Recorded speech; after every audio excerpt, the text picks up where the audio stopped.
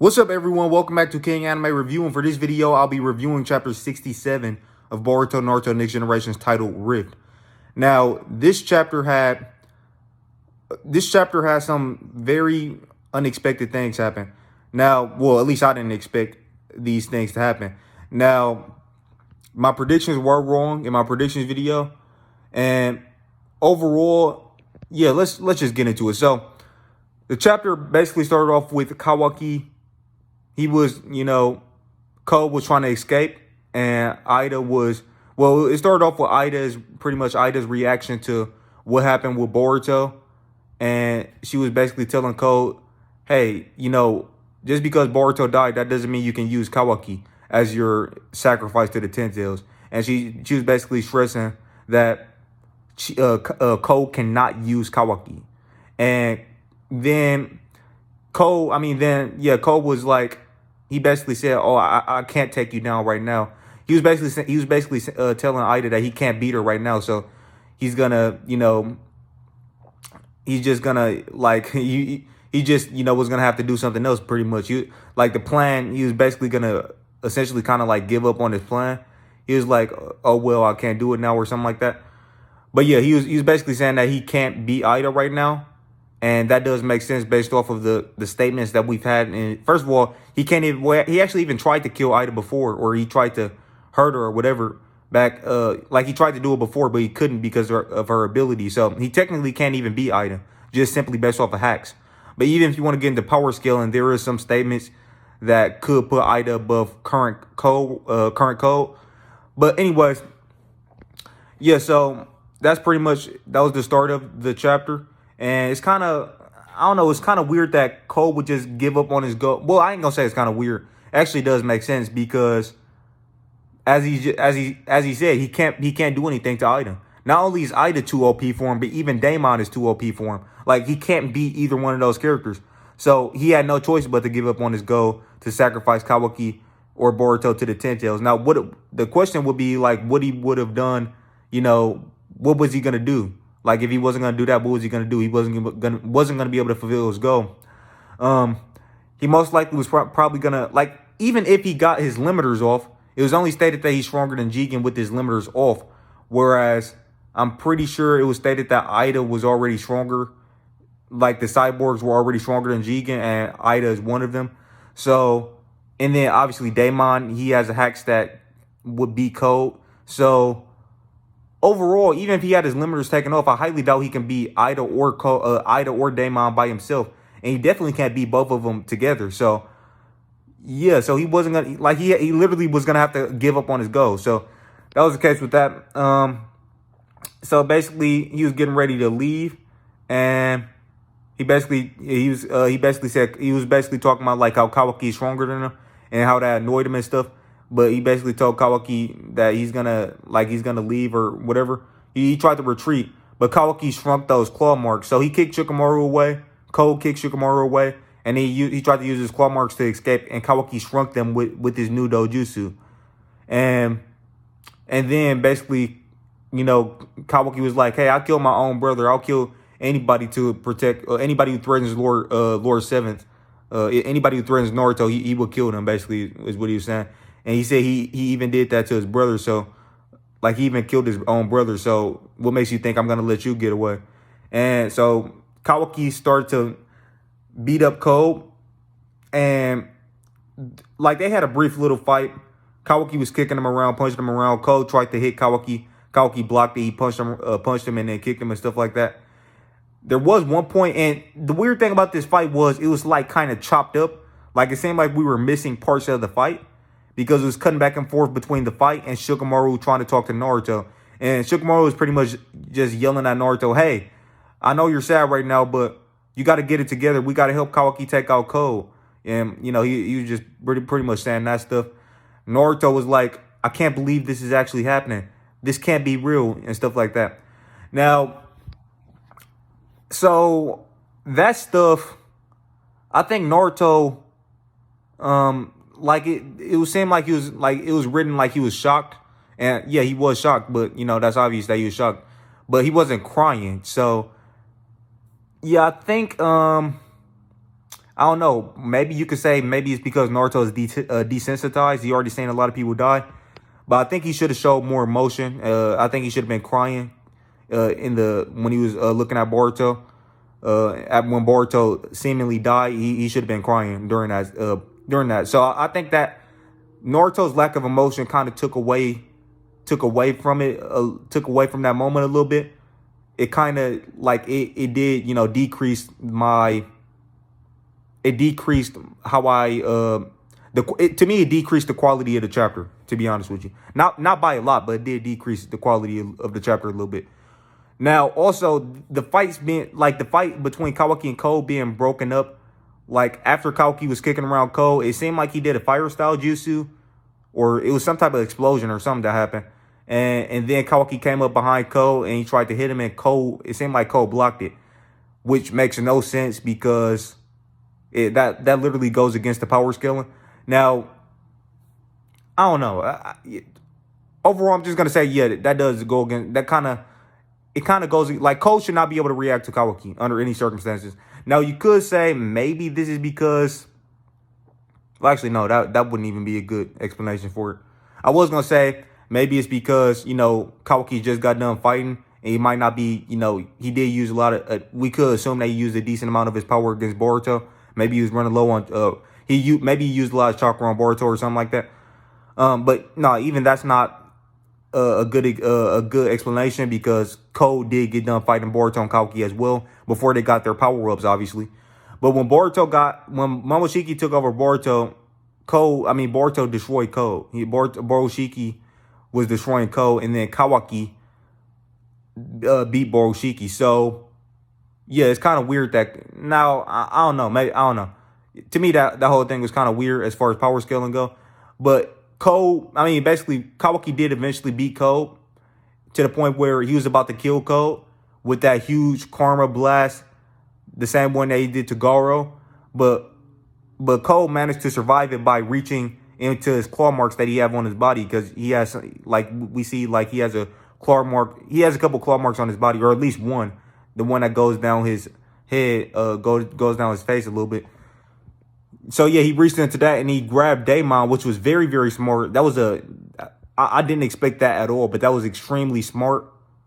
I was wondering like why was he like he wasn't going to be able to go through his claw marks that's on his own body. So I was like, why is he reaching into his head? But he actually brought Daemon out. That was extremely smart. Extremely smart move by Cole. And when he did that karma blast that Kawaki, used, he actually ended up getting hurt by that because of Daemon's ability, which is to basically reflect attacks with killer intent. And the attacks, I'm pretty sure, have to have killer intent. Therefore, any attacks that, like Daemon can't reflect certain attacks. He can only reflect attacks that does have killer intent. So characters who don't fight with killer intent could actually be Daemon. So that's the point that I'm making with that. So basically, Sasuke, he doesn't always fight with killer intent. He used to back in Shippuden. Well, not fully actually, because he wasn't trying to kill anybody until Itachi. But I'll just say that like after his battle against Naruto, like for example when he fought Chiyo, he wasn't fighting with killer intent. But so that's what happened with that. Kawaki got knocked back, and then Cole basically said he got to get his limiters off. He was kind of annoyed that Kawaki was beating him, and he was basically like it made him want to get his limiters off even more. And yeah, so then he just left. Now I thought he was gonna take Kawaki with him, but he didn't. And to me, that's the weirdest thing that happened in the whole chapter, because it's like Kawaki was just laying on the floor, basically unconscious, and like, why didn't you take Kawaki with you? I just didn't understand that, because Ida wants to meet Kawaki, but Kawaki, basically Cole was saying he got to go talk things out with Ida. But I don't get why he didn't just take Kawaki right there. He definitely had the opportunity to. It's not like Shikamaru was going to be able to stop him. So, so that was extremely weird. To me, that was the weirdest thing that happened in the chapter, why he didn't just take Kawaki right there. So then what ended up happening, and by the way, at the end of the chapter, he basically said that, Ida was saying that, oh yeah, and she did say that if Cole better, like Cole is, like if Cole actually did kill Kawaki, she would have had Daemon actually kill Cole. Basically, that's basically what she said. She would have sent Daemon after Cole, but Cole checked Kawaki's pulse, and he basically, he figured out that Kawaki was still alive.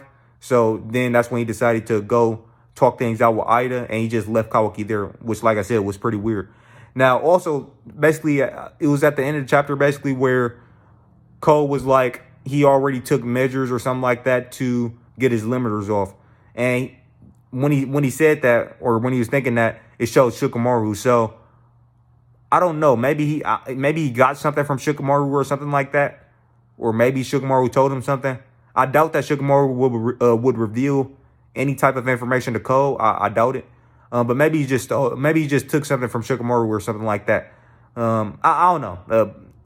I don't know. I don't know what's going on with that. But anyways, and then the rest of the chapter was pretty much Momoshiki explaining to Boruto how Boruto survived, because like Boruto basically ended up coming back, like his wounds completely healed and he actually survived. And yeah, he survived. He survived. Basically, Momoshiki healed him with the karma seal, and it was a bunch of explanation. Like the explanation was extremely long and lasted multiple pages of Momoshiki just explaining how he saved Boruto. So, I mean, to be honest, I don't really, the explanation or anything didn't actually make me mad or anything. It wasn't that, basically I'm kind of like neutral on it. I didn't really, dislike it or like it that much. I mean, it's kind of like right in the middle for me. Is it better than other possibilities like maybe Boruto putting the karma seal on Code, or maybe the Jogan coming into play?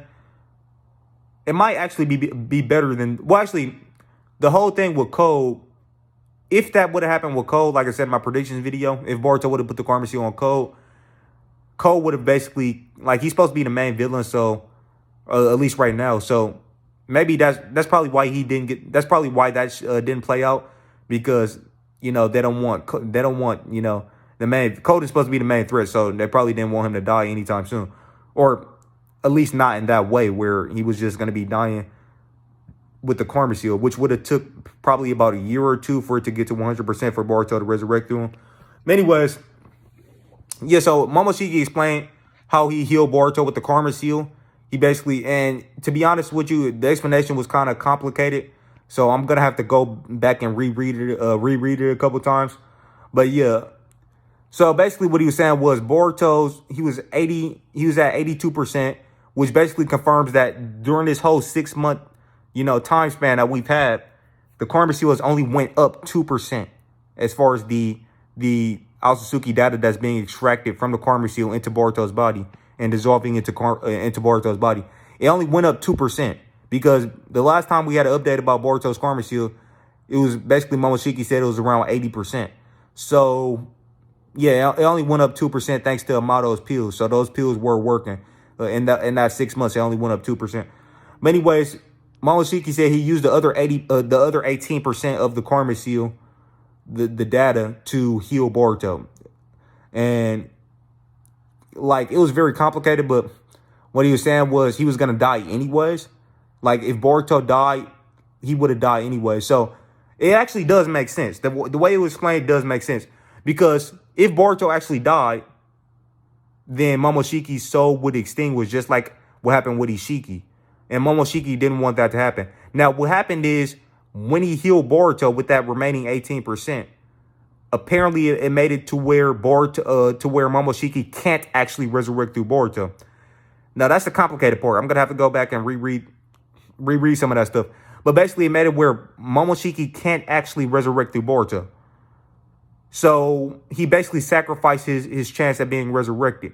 However, he can still like see what's going on and stuff, apparently.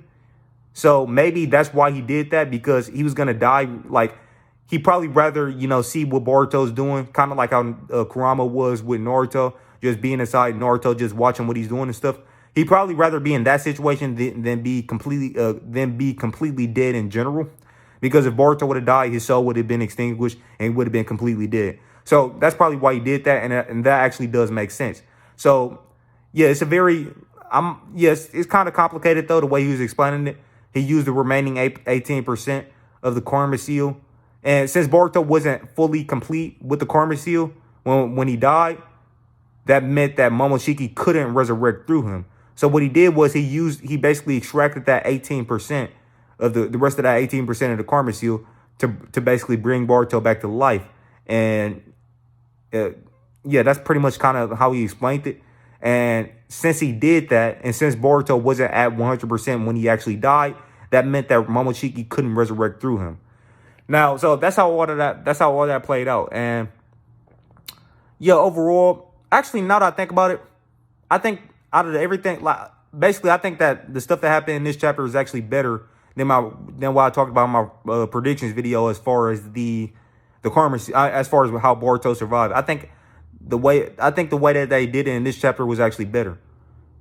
Yeah, I'll say that that's better. So, and yeah, and on top of that, so basically that's what happened with the karma seal. Boruto came back to life. He also asked Momoshiki, "Hey, is this what you was talking about when you said my eyes would take everything away from me?" Momoshiki said, "Oh, even I can't see.